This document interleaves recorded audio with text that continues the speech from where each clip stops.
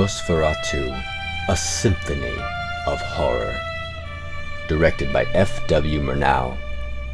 At the time of this video being created, this film is just about to turn 100 years old. Even after a century of time, the film and the iconic monster are as eerie now as they were then. The origins of the film even have an eerie backstory. In 1921, German artists Albin Grau and producer Enrico Deichmann set out to create a new movie company called Prana Film. Grau was a bit of an enigmatic man who had an interest in dark and mysterious things, and while serving as a soldier during World War I, met a farmer who claimed he was the literal son of a vampire. Grau, fascinated with the man's tales, he became inspired to make his company's first film about a vampire, and decided the perfect way to do this would be to adapt the beloved novel of Dracula. Being unable, though, to get the rights from the Stoker family. This, however, would only be a minor detour in Grau's journey towards creating an iconic horror film. He simply decided to change a few key elements, such as Count Dracula becoming Count Orlok, and bravely ventured forth with the project, adapting the classic novel, with enough changes to make it his, but enough similarities to make unmistakably the tale of Dracula. Thus, Nosferatu was created. And one of cinema's greatest and most recognizable movie monsters was born.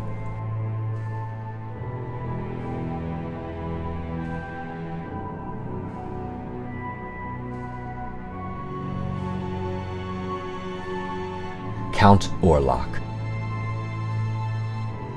played by Max Schreck.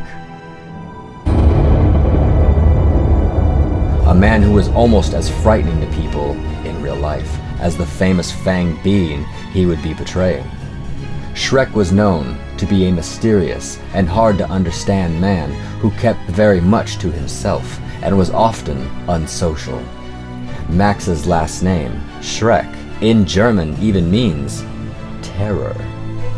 The fact that such a peculiar man, that even filmmakers and fellow actors were nervous around, played this intimidating figure in all the glorious silence of the era, makes him and the character seem all the more haunting. In fact, the reputation of Schreck even went on to inspire a film in the year 2000 called Shadow of the Vampire. A fictional biopic about the casting of a real vampire to play the lead in the legendary film of Nosferatu. In that film, Willem Dafoe plays the role of Schreck, aka the vampire. How dare you! How dare you destroy my photographer! You idiot! Did I kill some of your people, Marno? I can't remember. Once you know the real history of Max Schreck and his contribution to unsettling those on the original film set, the movie Shadow of the Vampire takes on a whole new life of its own. Nosferatu is a fantastic early addition to the world of horror movies. The appearance of Count Orlok and the settings in which the movie take place are capable of promising viewers a nightmare today just as much as they were when the 20th century was young. The film is littered with moments that still inspire the genre to this day. I saw the movie at a young age, and I, for one, have always had a respect and admiration for the silent era of film. And admittedly, as a child, discovering my love of horror just simply had to know who this guy was. I loved the film upon my first viewing, and have still never seen anything quite like it. It almost seems to ascend above many of its horror peers of the time, and be a cut above in creating a truly dreary and unforgettable atmosphere, combined with great effects that still look frightening and effective to this day, including moments that upon viewing for the first time, was unsure how they were even achieved, which is no small feat for a film that is 100 years old.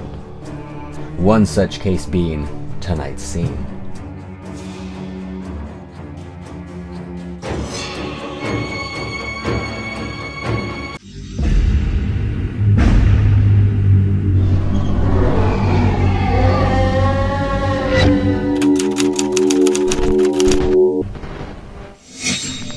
Tonight's scene is extremely brief and only consists of 2 shots lasting approximately 5 seconds total. But truth be told, those 2 shots, only consisting of seconds each, have remained with me for most of my life, and rarely a day goes by that I do not think of them. For if anyone says the word horror, often these are the very images that enter my mind to accompany the thought. No small feat for someone that has adored horror their entire life. There is a scene very late in the film where Orlok is ascending a flight of stairs to enter the bedroom of a young woman named Lucy, who he plans to drink the blood of. Both when Orlok climbs the staircase, claw-like fingers posed, and when he reaches for the door, ready to enter the room, like a nightmare entering your subconscious, we in fact only see his shadow. This was such a wise decision on director Murnau's part, because it manages to take the obvious threat and add such an uneasy sense of foreboding suspense to it. Taking the horror an extra step and turning the monster into all our fears simultaneously. In that moment, to me, Orlok is more than a vampire. He is the thing under the bed, the monster in the closet, the noise outside the window, the late knock on the door.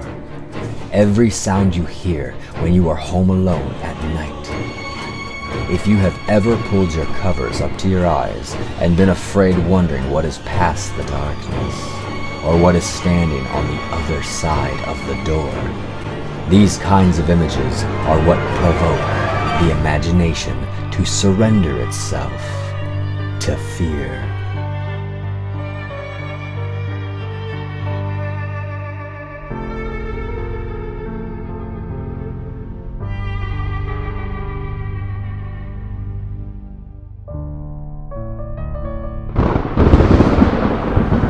Like I said earlier, those moments are often the first images I see when the word horror is uttered.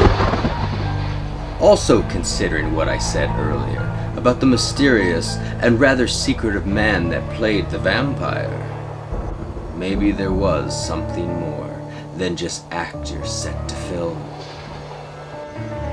Perhaps that shadow moving up those stairs really was something to be afraid of. And maybe the next time you hear a strange sound from the hallway outside of your bedroom door, before you investigate, perhaps you should consider all possibilities.